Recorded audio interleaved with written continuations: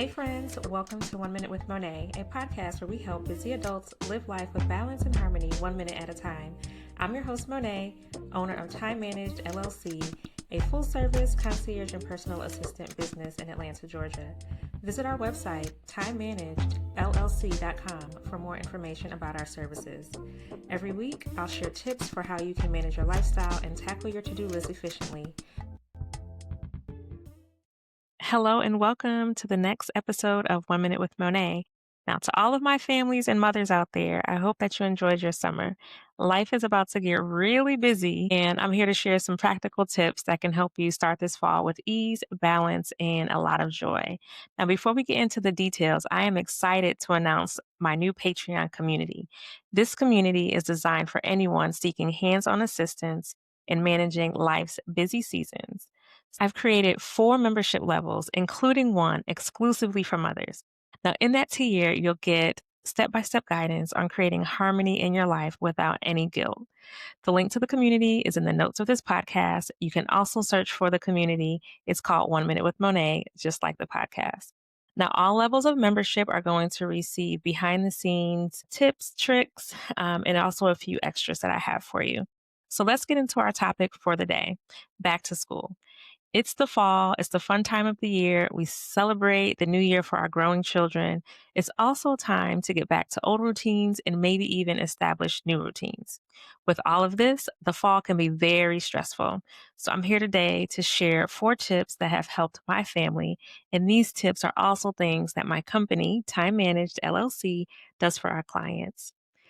The first step is to be organized with your time. And the way that you do this is to keep a calendar. You can keep a digital calendar or a physical calendar, but both might be needed for your family. Studies show that families who have a shared calendar report a 40% drop in missed appointments and unexpected conflicts. Now, what I do, I take the school calendars and I put all of the dates on our digital family calendar. When the emails come from school, those dates also go on the calendar. This is also something that my team does for our clients, and it just makes things really easy. Communication is top notch, and everybody's aware of what's going on. You add all of your early release days, parent-teacher conferences, holiday breaks, extracurricular events, and this helps you plan ahead. So you know when spring break is, you know when the early release days are. Do you need backup childcare for those days? Do you want to take a vacation when they're out during these breaks? And then what happens as things come up throughout the school year, you already have a view of the things that were scheduled ahead of time that are already on your calendar.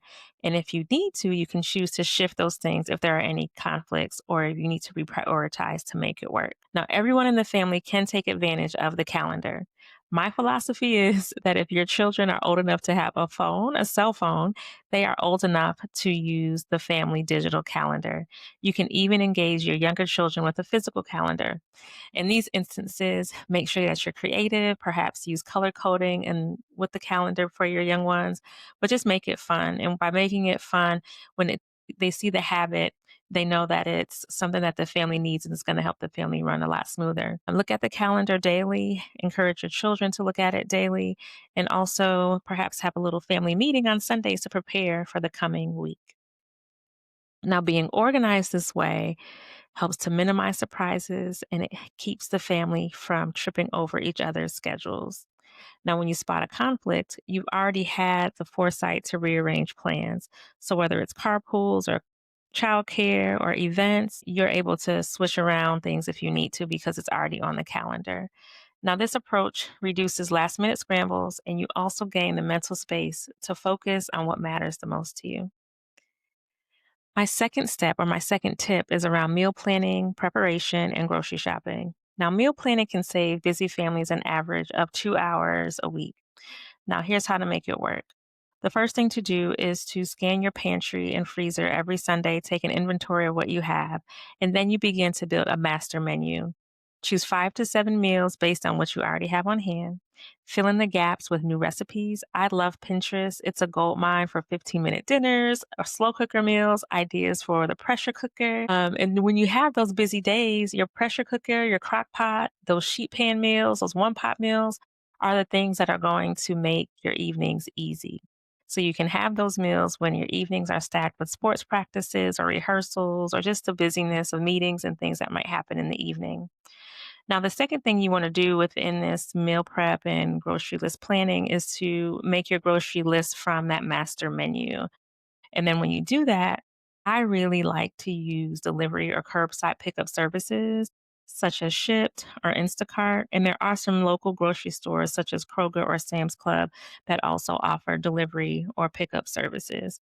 And so whether you are racing against the clock or not, or just want to have, a few hours to yourself and not have to go into the grocery store physically, use these services. They are definitely a lifesaver.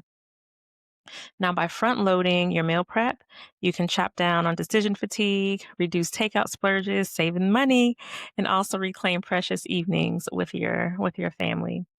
Now, for the moms only membership level of the Patreon community, it's called the Reclaim Circle, and the Time Managed Circle is another tier or another membership level, our highest membership level. For those two levels, I'm going to provide you with a detailed worksheet that you can use weekly to plan your meals as well as to take an inventory of what you have in your home. Now, Sunday is typically my shopping day.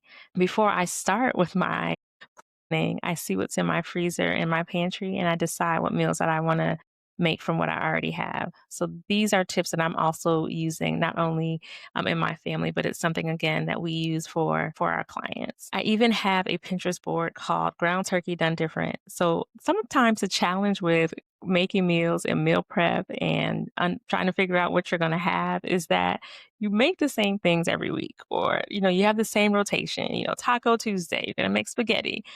So what I did, I created a Pinterest board called Ground Turkey Done Different because I too am tired of the same old spaghetti, the same old tacos every week. This Pinterest board helps me get new ideas for things that I can cook for some of the staples that we always have, some of the staple meats that we always have. Step 3 is to outsource where you can. Now, in general, the key to outsourcing is to think about where you spend your time. What are the things that you hate doing? What are the things that drain your energy? And then search for places in your area that provide the service for those tasks. Now, this can be chores inside or outside your home, such as laundry, yard work, home repairs, party planning, and travel research. With all of this, think about how much your time is worth. What you may find in many cases is that the cost of outsourcing is less than the cost of the time it may take you to complete the task. This also frees up more time for you to rest or be with your family or take care of more pressing issues so that nothing goes undone. Those things are priceless. In my Patreon community, all members will receive a free worksheet that walks you through this exercise step by step. You'll learn exactly where to cut loose and how to invest your reclaimed time in rest, family connections, or even maybe growing your business. Now, my fourth tip is to prioritize you. As your schedule gets busy, make a concerted effort to schedule time for yourself.